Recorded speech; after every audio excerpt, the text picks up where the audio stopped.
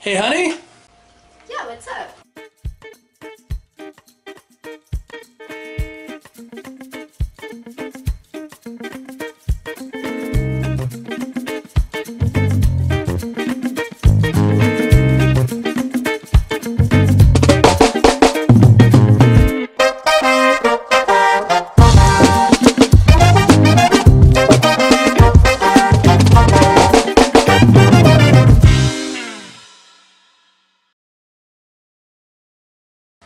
Hey everybody, and welcome to Geeky Grind. I'm your board barista Fen, and yeah, I got basically a weekly nerdy update of how I'm doing with my gaming grind. So yeah, I know it's Monday and these normally come out on Sunday, but the office is a horrible mess. I would show you all just how bad of a mess it is, because bought some more books. We got some more bookshelves and some other shelving units and stuff like that. We're trying to organize the apartment a little bit better, and a lot of that organization needed to happen with stuff that was in the closet of the game room office. So I had to tear a bunch of stuff apart, and now it's kind of just all over the place. So not a lot of hobbying got done. Plus, I ran out of some supplies, which I'll talk about when I show you what's on the table. Plus, I found some models that I forgot that I had. So let's dive in with new stuff that I acquired. So first up, Monster of the Week, Tomb of Mysteries. I actually found the first book in this series a couple of months ago at a used bookstore here in New Orleans. And we had to go over to Metairie, so I stopped into Plus One Gaming for the first time. Nice little shop over there. Definitely go check them out if you looking for a lot of board games, a lot of retro video games, Magic, Warhammer, so the big popular stuff, but also just like a lot of indie press role-playing games. And if you've been following retro reviews, you know I love shops that have lots of indie, outside the box. It's not just your Dungeons and Dragons, it's not just your Pathfinder, it's not just your Rifts, it's not whoever currently has the Star Wars license. It's fun little stuff like this, like Monster of the Week. And I've got some ideas for a game that I want to run. Probably going to talk about those once I get around to retro review. Becomes time for Monster of the Week. I'll be able to cover these books in more detail.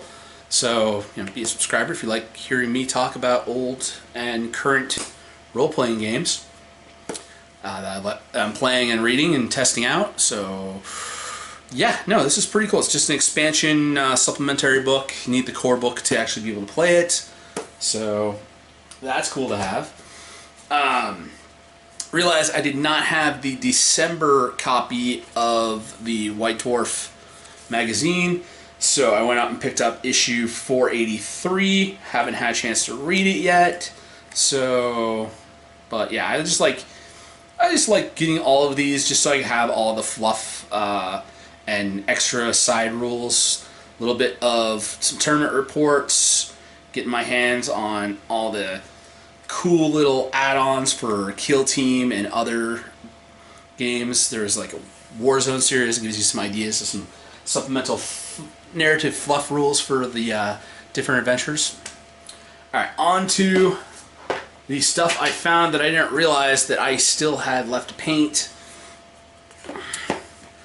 Of course, Epic Tiny Dungeons and Epic Tiny Dungeon Stories. All of the minis for these games are nice and cute little tiny minis. They're all black prime, but I do need to do a final zenathal. I'm gonna focus. Good. So you can't really make out the details, but yeah, there's tons of little D&D style fantasy minis in these games. So Epic Tiny Stories, Epic Tiny Dungeons need to get painted. One time I was at the gaming store and I picked up an Asmer fighter for Laura. This still needs to be painted up for her. Just little she likes just having the cute little minis just sitting around the office. She's got her Queen Garfield mini that I painted up here on Geeky Grind, sitting on her desk. And of course, I found out I still have the Realm Lord free mini from a couple months ago at the gaming store. That's still sitting here waiting to get painted up and built. Yeah, probably not going to play Age of Sigmar, just leveling with you, but having some of these Age of Sigmar free minis from the Warhammer shop, nice little extra D&D optional monsters to run, heroes and NPCs. And then we have two of the Warhammer commemorative series. I've been buying these are like the store anniversary boxes. Picked these up the past couple of years. I think I wasn't able to get last year's because I wasn't down here in time to order to get it. But got the Terminator Chaplain and the Primary Lieutenant with Storm Shield. So I've got an extra one of these. I've got the one from the Imperium Magazine and then this one. So I still haven't figured out which chapter I'm going to do these up as. I don't think I have a lieutenant in the Death Watch yet, so he might be going to Death Watch. I know their built-in thing is already getting to reroll ones to wound against certain things, but just having another character in there would be awesome. And the Terminator Chaplain, almost thinking he's going to go for Black Templars. I'm still debating, but still got these in-box sealed. Haven't figured out what chapter I'm putting them into, so I'm not planning on putting these together just yet. So they might get buried and hidden until the next time I do one of these office rearranges. So that is everything that's new on sprue or just plain new.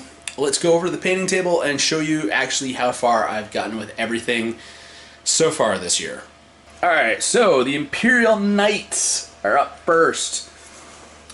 I've got these 6 armatures in the back are all primed and then gone over with some airbrush aluminum. So they're all set.